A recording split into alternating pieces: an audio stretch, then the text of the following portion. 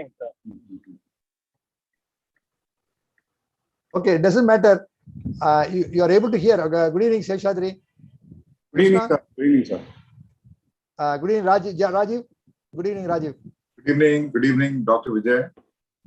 Vijay, we are ready to go on live. Yeah, I am ready. Shall I start? Dr. Seshadri, can I ask you, what is our audience like? Exclusively specialists, doctors, or others? We originally intended this only for doctors, right? But we also have, we are now also live streaming it on YouTube because of great demand for this kind of evidence stuff. So you could balance the whole thing. I will tone it down. Okay, I'll tone down the jargon then. Okay. Right. And we will have people joining us. Mostly it is all general physicians and general practitioners. Okay. Sure, I get it. Because I think Dr. Seshadri and I were present during a discussion of specialists, and so we went really fast. So I'm going to slow down and break it down in simple terms. All right. Okay. Shall we start? Yeah, please. Good evening, everyone, and welcome to this episode of COVID Times with GPCMC. We have over the last year supported physicians, patients, families.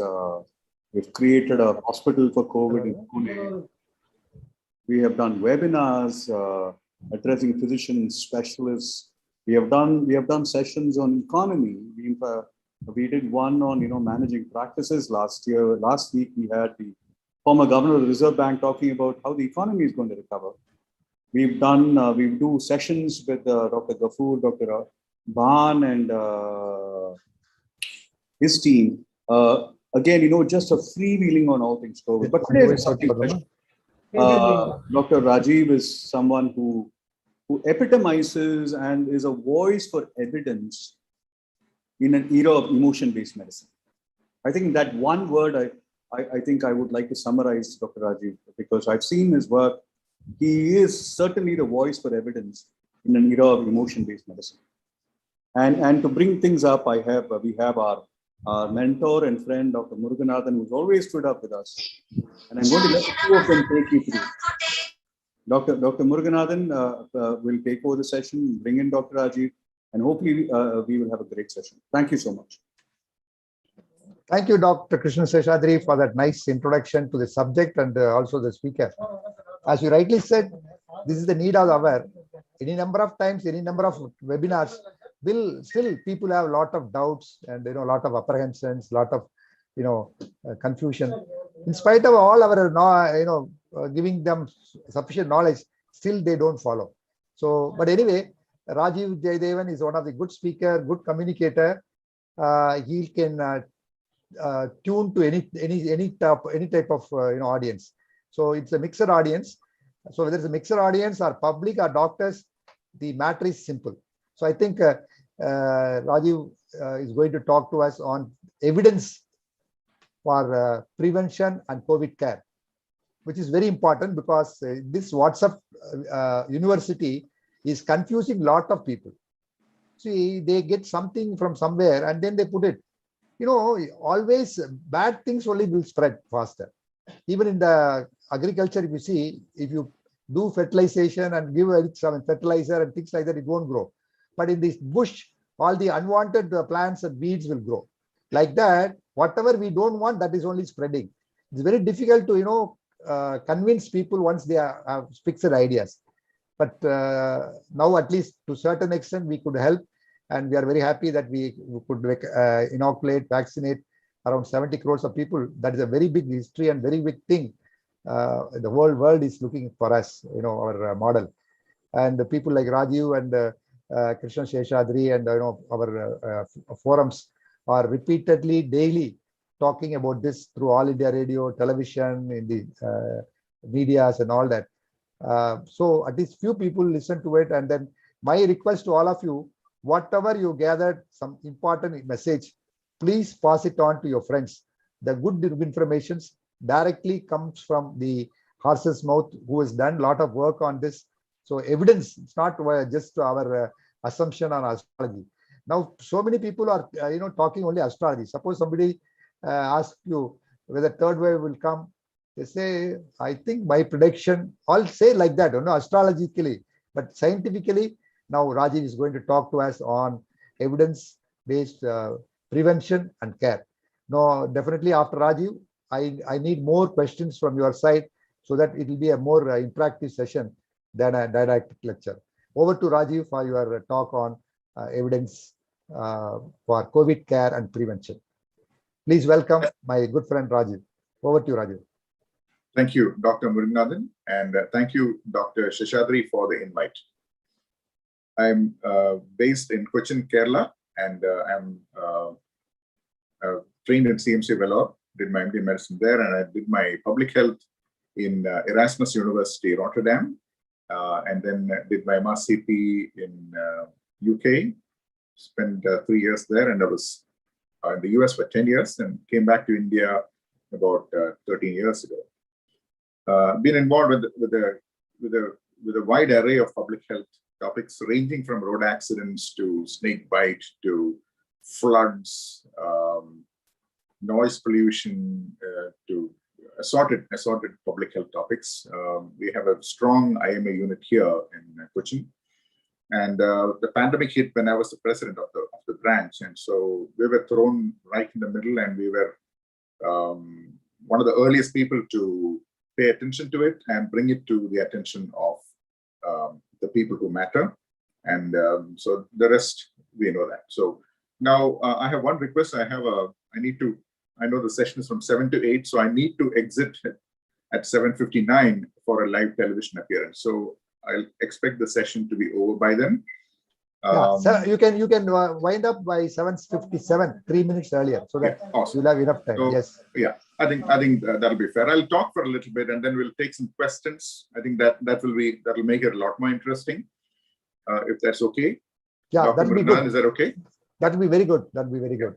I think I enjoy questions, and it'll be nice to if we have questions that are suited for a general audience. I think the people who view it later on YouTube would really appreciate that.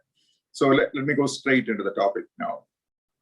Now, the audience that is attending right now are doctors mainly, and so the talk will be tuned to them. But I'm aware that the talk will be seen later by non-doctors or people who don't work in healthcare. So I'll keep the jargon to a minimum. And as Dr. Muruganathan said, a lie can travel halfway around the world by the time truth is putting on its shoes, which means that, as he said, there is so much of junk information floating around that it is difficult for someone with limited time to sift through what is junk and what is real, because the real stuff, maybe the real person may be speaking in a very quiet tone, and the ones who are spreading fake news deliberately or otherwise by ignorance will speak the loudest. Unfortunately, the public generally tends to listen to the loudest and the most dramatic news, looking for miracles and for scary news. And that is how these news spread. And since he mentioned that, I'll give the example of the United States. 30% of people in the United States will not take the vaccine. And I will start my evidence from there. Since Dr. Muruganathan mentioned it, I'll start my evidence base from there. See, I'll also invite you to follow my Twitter because it has over 8,000 pure science updates. I don't post anything but pure science on it. So it is all broken down in pure English. I cover everything ranging from evolution all the way to genetics. So you could enjoy that if you wish.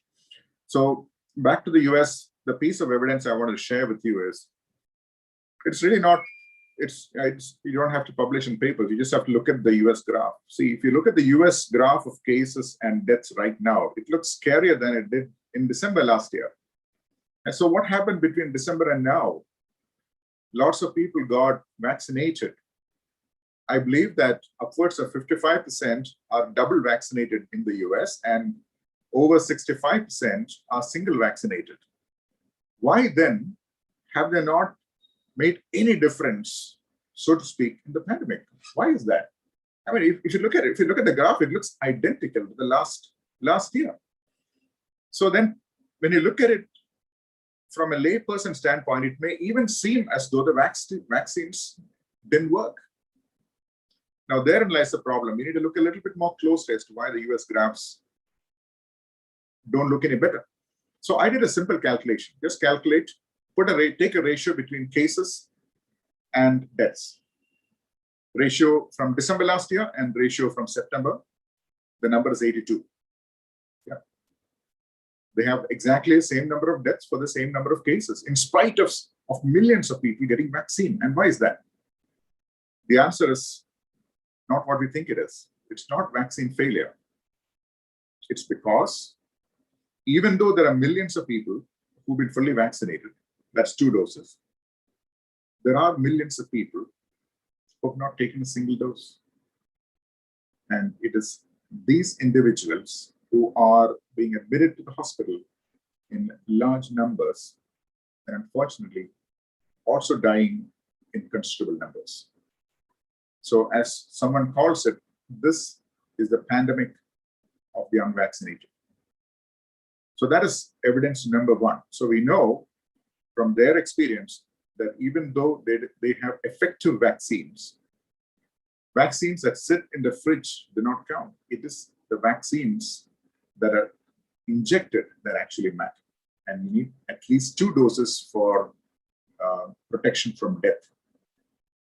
So that is the first point of evidence. It is, you don't have to look at any journal for it. Just look at the US graphs from New York Times. It's published every day.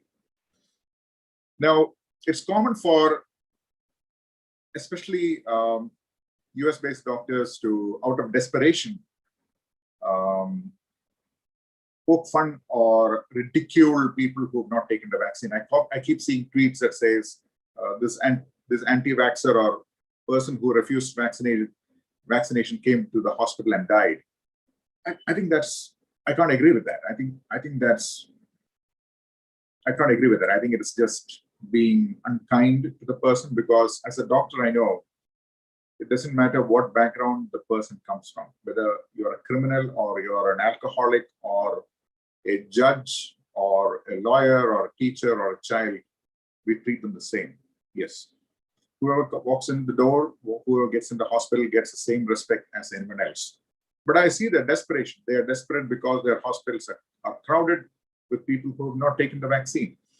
So let me go on to evidence number 2. Finally, somebody did a paper on exactly why these people would not take vaccine. And that is the kind of work I like to do. There were people, they found that the people who refused vaccination were about 30%, and they were in 2 categories. The first category, around 15% of that, half and half. To take 30%, take 50%, 15% and 18%. So out of the people who refused vaccination, or did not vaccinate rather, half of these people were just afraid or anxious, or they felt it was too trivial. They felt that the pandemic was not real. They felt that it was milder than the flu. They did a survey. This is an extensive survey. It's on my Twitter from a few days ago. I'll be talking just the most recent updates, because I can't go through all 8,000 updates. I'll give you the most significant updates. I found it fascinating that half of these people were just unvaccinated simply because nobody talked with them. Nobody talked with them in the right language, the language that they were familiar with. So that is where I would like you to go a little deep into how we make decisions in life. See, not everyone in the world is a scientist, and not all scientists make rational decisions. We make decisions based on perception. We are, after all, ordinary human beings, and our perception is built on multiple variables. We believe things that people say, what we read, what we see in the news, what we like to read, what happens to people around us, to our community, and the people in our circle of trust, and our past experience and trauma. If we've been deceived by people, then we will constantly have a paranoia or suspicion about people's intent. Likewise, the people who refused vaccination had diminished trust in the government and institutions like CDC. They admitted it. Americans are quite straightforward. I've I know that for sure. They will tell you upfront what is wrong with the system. They feel that they were not communicated with properly, and so my point is, whenever there's a problem, instead of yelling at people, we must really find out what is wrong and why it is. What is it that makes them feel this way? And I'm saying this because even though India has vaccinated crores and crores of people, a humongous achievement of sorts, still India's population is so much that there are still millions of people in our country who've not been vaccinated. So in the coming waves, the virus will seek out these people, pretty much like it sought out people in Kerala during the fag end of the second wave. In Kerala, you know that people shielded so hard at the beginning that in this year, when the Delta variant came, it found a lot of people who've never been exposed to the virus or vaccinated. So my point is, what we must learn from the US experience is, let's not talk about how many people we vaccinated. Let's talk about the ones that are not vaccinated. For the simple reason, when future waves come, we do not want them to die. And that's extremely important. And now I'll go on to evidence number 3. I will connect each part so it looks like a narrative. Among these people who are not vaccinated, we need to get, to use an American expression, there's an American expression called, is the juice worth the squeeze? Basically, it means, is the effort worth the outcome? So with a limited supply of vaccine, we want to maximize our output, maximize the benefit to our population. And what greater benefit than reduction in deaths, prevention of deaths? And how do we achieve that? Let's say we have 10 million people who've not taken vaccinated. Do you think it's okay to start vaccinating from 1, 2, 3, 4, 5, all the way to 10 million? No. We must seek out the people who are most likely to die from that population and selectively focus on vaccinating them. And also talk with them as to why they refuse. Today, I had a session with 180 school principals, and I've trained about 1,500 school principals on how to handle the schools when they open in Kerala.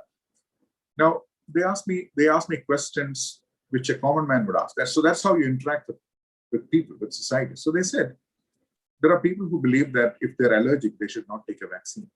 Now, I've said this a million times on television, and my colleagues who regularly appear on media have said that a million times. But you know what? Whatever we say only reaches a fragment of the population. We may think that our writings or our statements will reach everybody. It simply does not.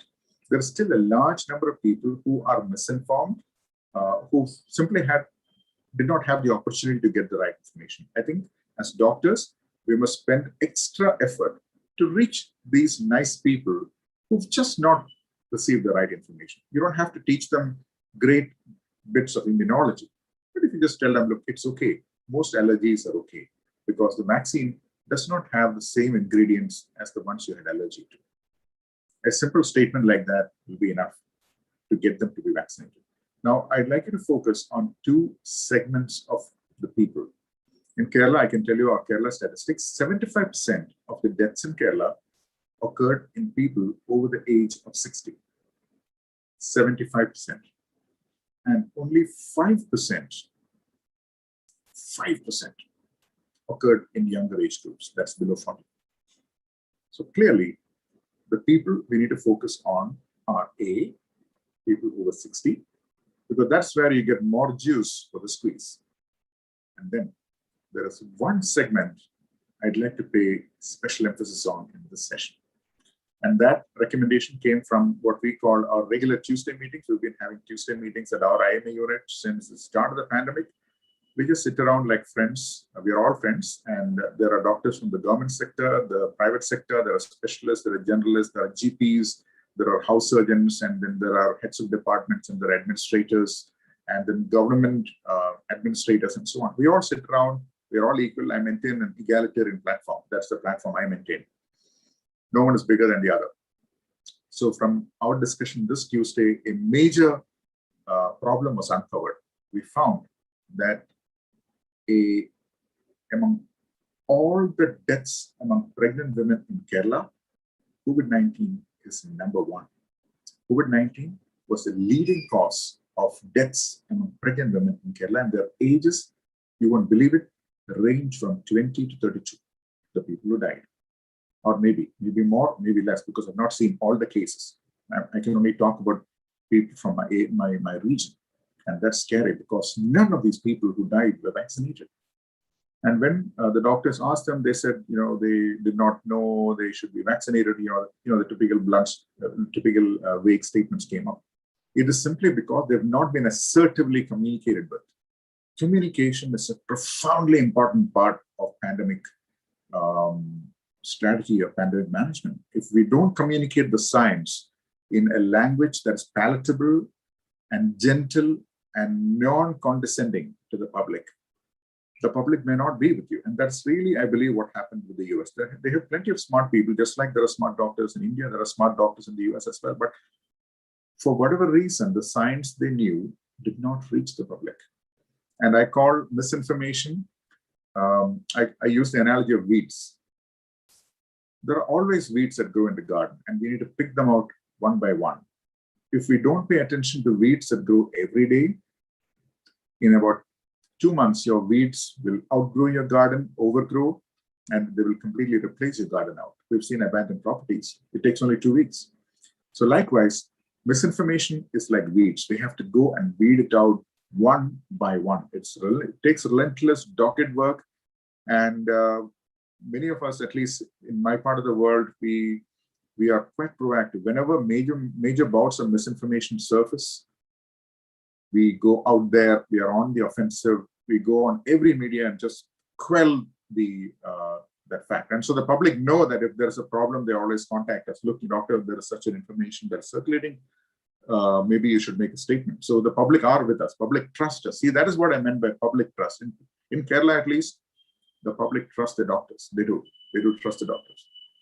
And that trust is not gained in one day. You have to engage with them directly and answer their questions in simple language. So that's one of the main messages I had from evidence. There's a beautiful paper out. This paper was from one of the universities in New Brunswick, in New Jersey. It's a beautiful paper. I'll recommend all of you to read it. It's on my Twitter. Now, we also are facing this pandemic among the pregnant women. I mentioned that. And I must also mention a study that was published by ICMR of Maharashtra, beautiful study of 4,203 pregnant women. They studied their outcomes in various parts of Maharashtra. And they found that women who were over 30, women who had hypertension, who had diabetes, and who had tuberculosis and anemia were more likely to die from COVID-19. So in other words, age, comorbidity aggravated the death rate. And they found that, with my own calculation, that the death rate they found in this group was 17 times, 17-fold the maternal mortality rate in Maharashtra. And that is tragic. These are young individuals who are the backbone of a family, and while it may just look like a number on screen, imagine the tragedy that happens to that family. It's insanely tragic. So I think as doctors and as people who see this program, please talk with people who are either pregnant or likely to become pregnant or planning pregnancy, get them to be vaccinated. If, just for argument's sake, for a person of the same age, let's say a 25-year-old male, if that person does not want vaccination, that person really, he may not really need it in that sense. If there's no need to counsel them extensively for it. But for a woman, it is worth counseling her because this disease kills pregnant people. So that's my point. So I'm not asking younger people not to be vaccinated. You know that the benefit of vaccination is highest in the oldest age group and in the vulnerable age groups. So and in vulnerable segments. So vulnerable segments are, one vulnerable segment is what I mentioned now, pregnant women. And the session is too short to go through all vulnerable segments. I think that's in public domain. So I'm not going to go there. The other question that is looming on the horizon is, do we vaccinate our children? Now, that's a contentious matter, and I'm sure there'll be plenty of opinions about that. I will tell you the consensus from the pediatricians who I interact with regularly. In fact, Dr. Narayanan, Dr. Sachidananda Kamath, myself, and one other pediatrician, we wrote the guidelines for reopening of schools last year in the pandemic. And we gave that to the government of Kerala, and also to His Excellency, the Governor of Kerala as well. And he was hugely appreciative of our work. And versions of that are also still circulating. They've been adapted. And I'll tell you some of the things that we put out and the latest recommendations from the pediatricians. Should children be vaccinated? The answer is no. I know it sounds outrageous to some. No. We do not believe it is necessary to vaccinate all children yet. And I'm talking about the Indian perspective. The doctors believe that vulnerable children in the vulnerable segment will need to be vaccinated first on priority basis when vaccine becomes available for children. Whether regular healthy children need to be vaccinated, because they fall into the, if we take all age groups, they fall into the lowest risk segment, and the chance that a child who gets COVID-19 will survive in India, in Kerala, is 99.992%. This is from Kerala statistics. So that's the basis of my statement. Vaccines are not exactly benign products. We know that. And we should think very carefully before we give it out to very large numbers of healthy people to make sure that we get the benefit that we think it should. And one concern is about long COVID. Agreed that children may not die from COVID, but what about long COVID? There's plenty of literature about long COVID. In fact, one of the earliest articles was mine from last year. We looked at long COVID in Kerala. I surveyed 25 leading pediatricians who have a busy practice in Kerala in all sectors, private and government sectors, solo and group, and hospital-based and otherwise. 22 of them said they've not seen an uptick in long COVID. They've not seen cases of long COVID coming in. Now, Kerala has 3.5 crore people, and we believe that at least 50% of our children are naturally infected by now. So where are all the long COVID cases? If they were there, they would have come to these pediatricians. 25 is a substantial sample. And between these 25 people, they have seen thousands and thousands of children every day. So long COVID doesn't exist. If it does, maybe in very, very mild forms. And two pediatricians said, one of them is a specialist. He's a gastroenterologist. My personal friend, he said he's seen one patient who previously had irritable bowel syndrome that got a little bit worse after COVID-19. No, I don't call that long COVID. It's more like aggravation of IBS. So that is the one exception. And then one other doctor said there was a slight increase in this outpatient volume of children who feel a little unwell after having COVID-19. So long COVID is not a concern yet. Whether it will be a concern in the future, I don't think so, because Kerala has seen enough COVID-19 among children to know that long COVID is not a problem. Which is why it's very, very important that when we look at Western literature, it may not always apply to what is seen here. And besides, much of the Western literature is based on internet-based surveys. You know, the problem with internet-based surveys, they seek out people who are more likely to respond. And it will also selectively seek out somebody who has more severe symptoms, who is a sufferer, who wants his or her voice heard. So the results will be more dramatic than actually it is. So that is a problem with the internet surveys. There are other studies as well. There's a nice large cohort study out of Britain that actually says that there is some amount of long COVID that's happening. Swiss studies have said absolutely nothing. You know, they've said really, children who've not had COVID had exactly the same occurrence of the so-called post long COVID symptoms. So long COVID in children, I would just put that, you know, on the sidelines for now. So again, my point here is no need to vaccinate children because we think that there's a huge number of long COVID children coming ill and all that. No, that's not going to happen. MISC is so rare. It is so rare, maybe 1 in about 1,500, but figures can vary. And they do have a good survival rate when identified and treated. And not all MISCs are serious. Many mild MISCs can be treated at home. So more information will come from a pediatric colleague. But I just want you to understand the work we did on long COVID, which is very interesting to see. And this is where we stand now. And of course, if evidence comes later that all children need to be vaccinated, we'll revisit at that point. So we talked about vaccine hesitancy, select groups, and now there is one study I'd like you to, there are two studies which are very, very interesting. I've singled out those. I went through my recent Twitter and singled out 2 or 3 very, very nice studies which actually deliver powerful messages. One study was performed by ICMR of Bhubaneswar. They studied 614 people who were vaccinated.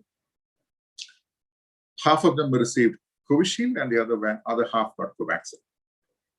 They followed them up to see how they did over a period of time. And they all underwent serial serology. This is a beautiful study. Again, the study was, again, it takes a lot of time to explain the background of the study, but basically, let's just keep things simple. There are 614 people who were healthcare workers, directly and indirectly related to healthcare. Some of them are clerical. They followed them over a period of time, and they found something very, very interesting. They looked at the number of people who got infected among the fully vaccinated. And then there were half of them who had previously had COVID-19. In this group, half of these people had a past history of COVID-19. Now, if you've been reading the immunology papers, you know that someone with a past history of COVID-19, when they get vaccinated, they should be really, really immune, right? Yeah, that is the message we get from all these top immunologists from around the world who give lectures. And that's what I also believed. I thought, wow, great. Half these people, they would have never got an infection after that. Guess what the results were? This is why reality matters. Which is why we need to look at real data. Lecturers can say what they want, but what happens in reality, we need to keep our eyes out. This paper shows that those who had a past COVID-19 had exactly the same percentage of breakthrough infection, 13%.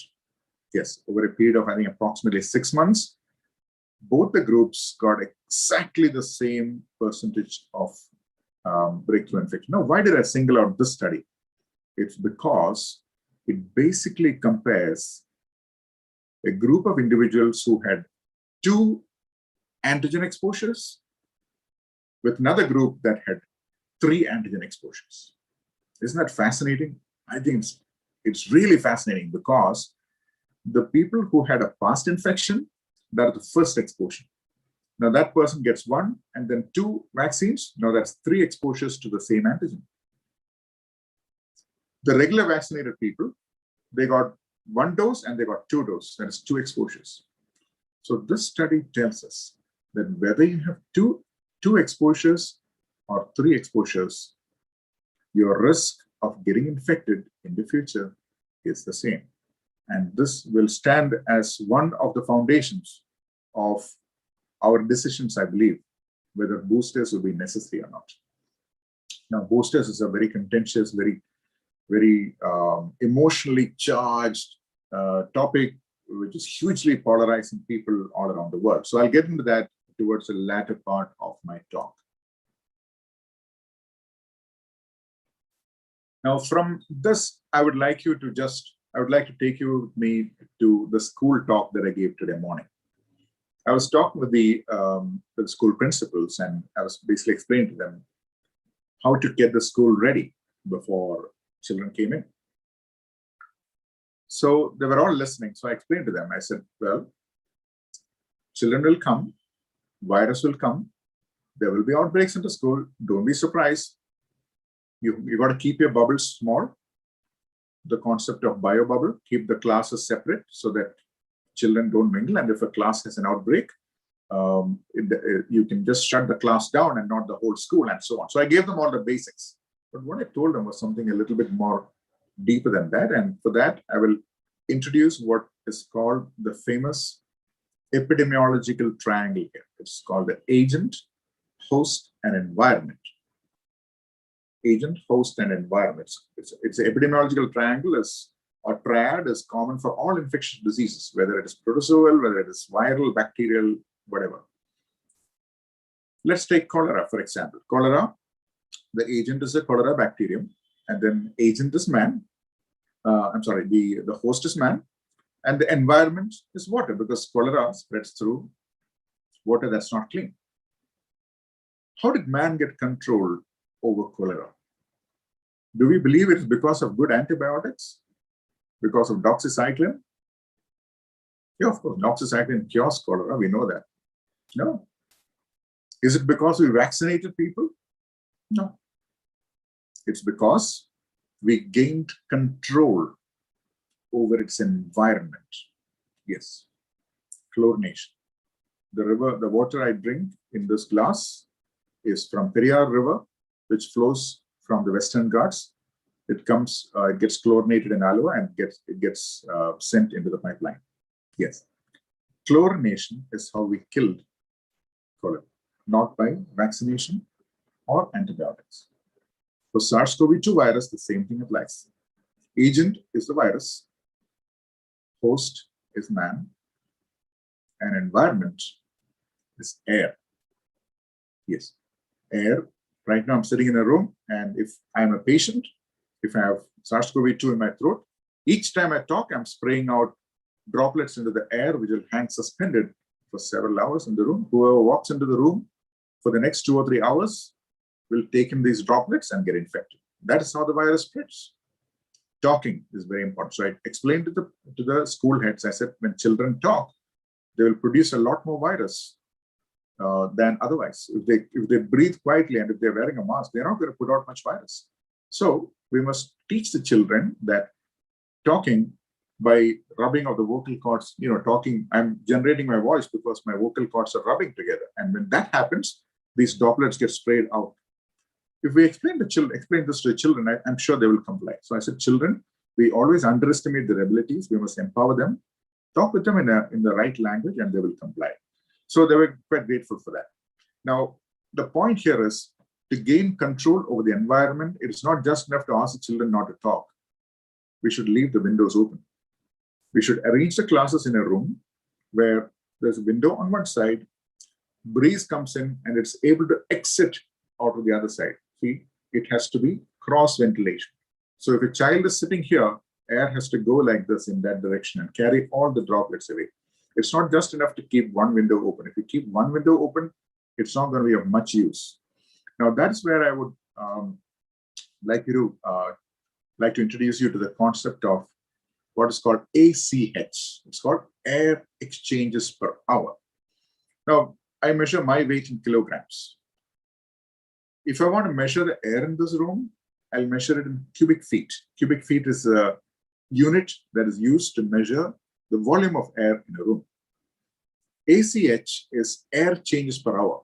This is a closed room. I've closed it because there's so much of noise outside, street noise. So I want this to be quiet. That's why I've closed the room. But when the room is closed, the air is not being exchanged with the outside world, outside air, which means that whatever I generate, it will remain in this room for a very long time, 3 hours or longer. It doesn't matter if that person is sitting next to me or at the far end of the room. They will all get the same virus. So I've told them, look, there's no point in asking a child to be 2 feet away. It will not make any difference to an aerosol. Simple analogy I use is cigarette smoke. If a person who's just smoked a cigarette walks into the room, do you think that person, by standing away from that person, you can't smell the smoke? No, you will still smell the smoke because it's in the air. So this physical distancing within a closed room is of no value. Where it has value is that if you enforce physical distancing, the number of people in a room will be smaller. So that is the other principle.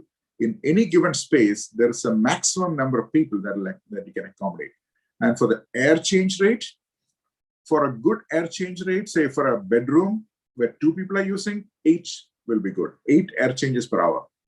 You know these flights, with the planes that we travel on, you know why they're safe? Because the air in the cabin gets replaced every hour at least 20 times. Yes.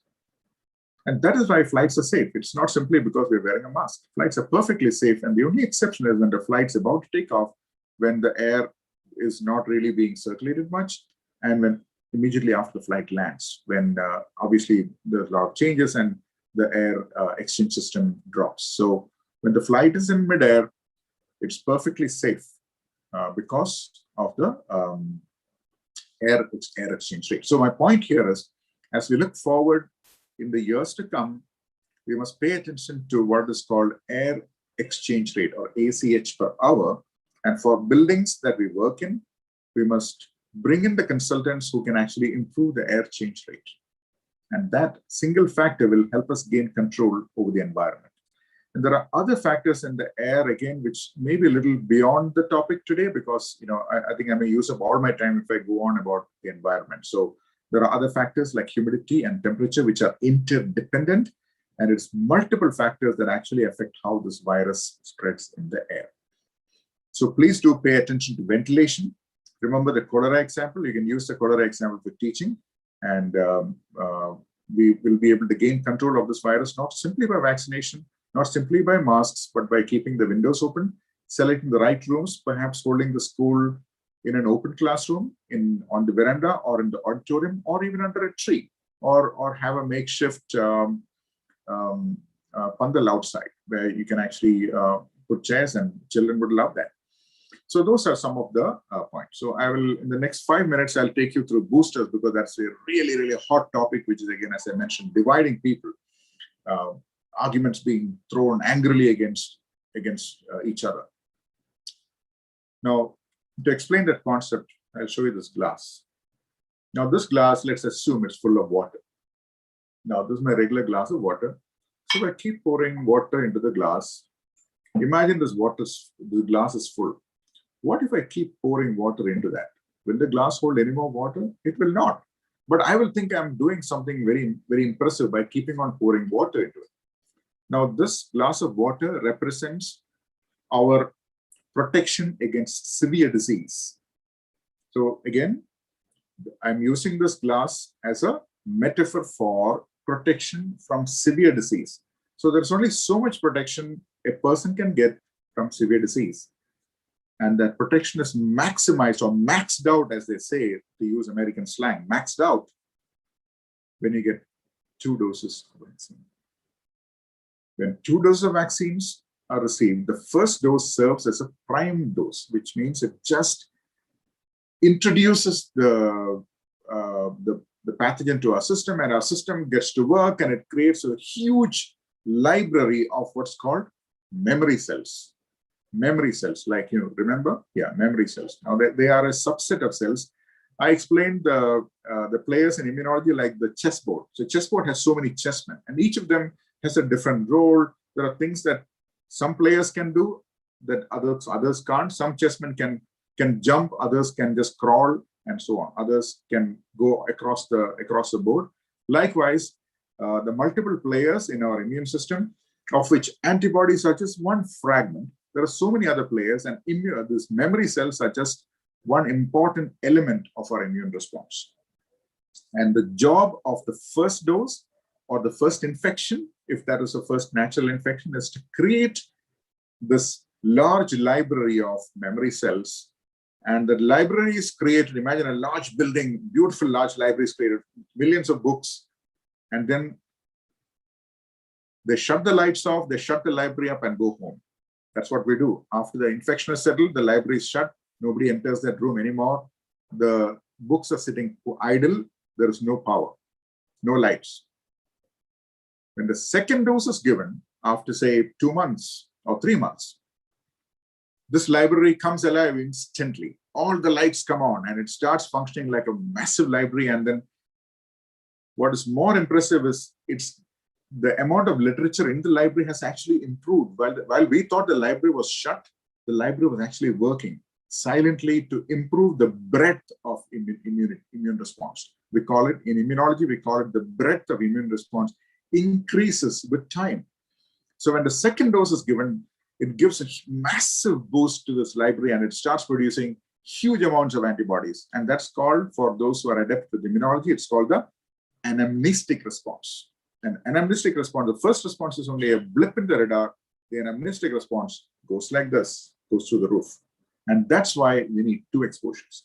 That's why I gave you the story of the ICMR study of 614 individuals who got 2 exposures And then the third exposure was natural infection. So what happens with time? Yes, after the second dose is officially called a booster dose, by the way. The second dose is called a boosting dose. Not the third dose, second dose. Now, this booster dose, once it goes in, again, as I mentioned, from this library of memory cells, many of them get transformed into plasmablasts. And what plasmablasts are doing, they're like AK-47. They just go, they create so many antibodies, which even cover what the first antibodies did not cover. Remember, I said the library has improved over time? Yes. The second time this library gets turned on, it produces antibodies even against variants. And that study, again, I put it on my Twitter just from 2 days ago. Multiple studies are like that, where they show that the old vaccine, when you give it a second time, generates antibodies that can cover even new variants of the old virus. Isn't that fascinating? Because our immune system is so smart, it actually has the ability to improve over time. So we must trust our immune system. And now what happens after that is these plasmablasts, which are actually antibody-producing cells, they work for about 2 months and then they suddenly decline. That's a natural decline. Remember, after every infection, we create antibodies. And after 2 months, they all decline. Why? Because if our body made antibodies to every infection we ever encountered since we were a baby, our blood will be so full of antibodies, it will look like toothpaste.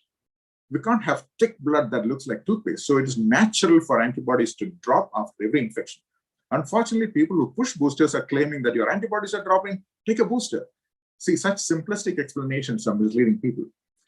What matters in the long run is not the total antibody count. What matters is how good is your baseline library of cells that are created. Now, this is where we have a problem that older people in general do not do very well with memory cells. And they do not do very well with the secondary immune response. And which is why the gradient that we have with COVID-19, that is, older people are more likely to succumb after a natural infection, that gradient still exists after vaccination. Everybody is protected, but still, if you take all vaccinated people who are older still have worse outcomes, and that's the reality.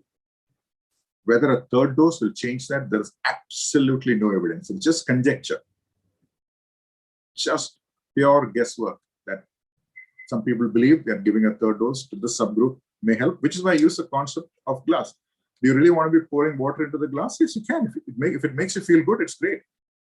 Today on my Twitter, I put a conversation that said, this man said he saw two people walking into a restaurant. Both of them removed their masks and started talking, and they said, "Hey, I'm so confident because I've just taken a booster."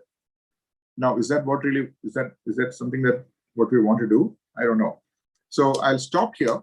There's plenty of very interesting topics, but I think in the interest of time, I will stop now, and I'll take a few questions, and I'll have to leave at 7:58. Okay. Thank you, Dr. Rajiv, for that wonderful talk and explaining with anecdotes and all that. So I will not waste my time. I will ask you questions now. Your talk about the principles, very good. I think that's a good idea, because we also did this in our place, where we said you have to go back to the old Gurukulam. Gurukulam is, where people will be taught under the tree. So Absolutely. we were talking like, we were giving the analogy like that. Then they said you should have a board which is very good to be kept in the under the tree, and and your point of ventilation should be really impressive, and all the students and the teachers should understand. So I think we must everywhere we must talk to principals and teachers about the children, because more people are worried about only children. Now you are talking about pregnant women. What about breastfeeding women? Should we take antibiotic? Vaccine? From the data we have, 1/3 of the deaths associated with pregnancy occurred after delivery, and as you know, that typically occurs in the first few days to first few weeks. So lactating women also required to be vaccinated, but if they are several months out, their risk actually drops to baseline. Okay, you think the antibodies will go through milk also to the newborns? Yes, good point. You remember the first paper from US There were two simultaneous papers. I think one came from Florida when a single doctor, he published, solo person, he published on a vaccine. I think it was Moderna, I think. He published on his patient developing his baby, the patient's child developing antibodies. So it was a transplacental transfer of immunoglobulin G. As to what it does for the child, nobody knows, because, you know, whether the child actually benefits from this transfer, we do not know, but we know that the child receives the antibody that is generated by the vaccine taken by the mother through the placenta. In US, we have antibody cocktail was given for the post-exposure children also above 12 years. What is your take on that? Antibody a cocktail for post-exposure. Yeah. For, again, this is a general audience, so I'll explain what this means. Basically, to prevent the virus from entering your cell, you have to block the virus. The virus is using a key to enter the cell. You got to block the key, just put some wax on it. So that's basically what antibodies do. So the virus has all these spikes on it. You go and put wax on it. So that is what antibodies do. Wax or glue, super glue on it. So the key won't work. So these antibodies that the Dr. Muruganan mentioned are actually, they work like the glue that works on the virus. So the virus is not able to enter the cell and it's not going to cause infection. So the doctor said post-exposure, basically it means if you expose yourself, say if you live with a person and that person was highly infectious and you did not know it, and you spend, you know, 2 or 3 days in the same room with that person, yes, that's a high-risk exposure. And such an individual is at almost 100% risk of getting an infection. And if that person is vulnerable, for example, if that person is older, is a diabetic, has had a heart attack 2 years ago, and also had a stroke, definitely you want to give everything possible to that person to prevent damage by the virus infection that is almost certain to occur. You know, certainty is, with the Delta variant, it's almost it's certain that the person will get infected. And that's where the doctor said, if you use an antibody cocktail, in fact, in India also that's been approved for a high-risk exposure. Yes, you can use that, but remember, these are horrendously expensive preparations. And it's not just for post-exposure prophylaxis. These preparations are now being used across the world, also in India, for people who are in the vulnerable segment, who are more likely to have a bad outcome if they are caught early enough. Remember, the antibodies can only block the virus before it enters the body. Once it enters the body, if you give the antibody, it's not going to. Once it enters the cell, once the thief enters your house, there's no point in changing the lock. So likewise, you know, if you give the antibody before the virus gets a chance to enter, yes, it is found to be of some use. But again, it's very, very expensive. And again, I'll drop a little bit of statistics here. The absolute risk reduction is only 2.2%. You know, that the actual risk reduction is 2.2%. So. And the number NNT is actually about 45, which means that you've got to treat so many number of people to prevent one case of infection. So again, it is something that's out there, it's good, but again, it's not something that everybody needs to take. All right. And you are showing the glass, water and pouring. Okay, you are showing only glass. I'm saying you are pouring it in the soil. How long the soil can hold the wet? After some time, it will get dry. So the more and more water you put, it will be good, no? So like that, after your antibodies go, after a year, you will have to give the injection like flu every year. What is your take on that? Yeah, I see a lot of arguments that are along these lines. These are simplistic arguments. Basically, it is not your antibodies that stop you from getting severe disease. Severe disease is prevented by your adaptive immunity, which is largely governed by your T cells and your memory cells. So if your booster dose, if your third dose is capable of turning on that library, so can an infection. So even if you get an infection, God forbid, that infection will do exactly the same that your booster will do. So that is the argument. And flu cannot be compared with this virus at all. Both are completely different animals.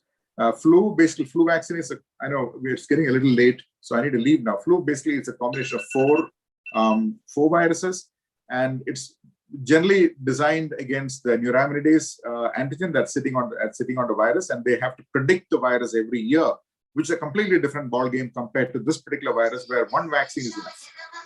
So okay. I think I'll stop now. Yeah. And I enjoyed the questions. And please do communicate with as many people as you can, because it's important that we continue to communicate. Yeah, thank you very much, Rajiv. Maybe we can get all your tweeters and the points which you have discussed with the school principals. Pass it on to us. We will put it in our WhatsApp group. So, Yeah, Rajiv, over the months, I've reached around 1,500 so far, and that's imagine the number of children that will benefit from the information. Yeah, in that also we must include the school bus driver, the travel, everything, the school children you have to do. Yeah. I think, Rajiv, I'll have a talk with you, then we'll chart out some points and then we'll circulate among the WhatsApp groups so that will spread. So I'm very sorry now you have no time now, but a lot of questions are there, but still I'll interact with you and take it forward. Krishna Sheshadri and myself are very much interested in spreading knowledge. I spoke in All India Radio also. Like this for school children, we can do some program. Maybe I'll get your phone number and then talk to you. Can I have your phone number, Rajiv?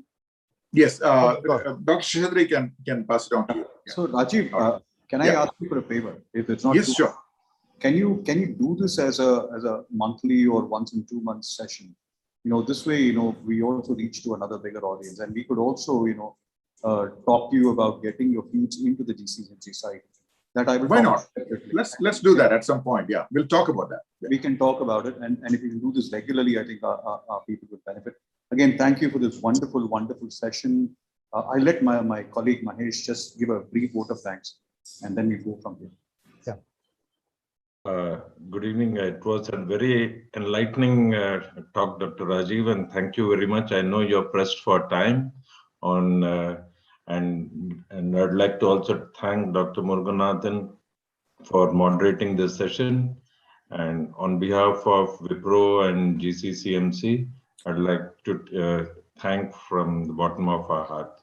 It was actually, the things were kept at the base level, but why it is being followed was explained very well by Dr. Rajiv, and it makes a lot of sense for people now.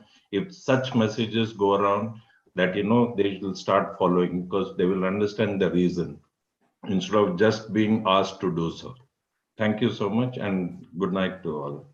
Yeah, thank you, Mahesh. Thank you, Krishna Sheshadri. Thank you, Rajiv. Okay, we leave now. Thank you, Dr. Muruganathan. Thanks for moderating, and thank you, Dr. Sheshadri. Thank you all. Dr. Maheshkant, and thanks for all for tuning in. Thank you for tuning in. Thank you. Thank you.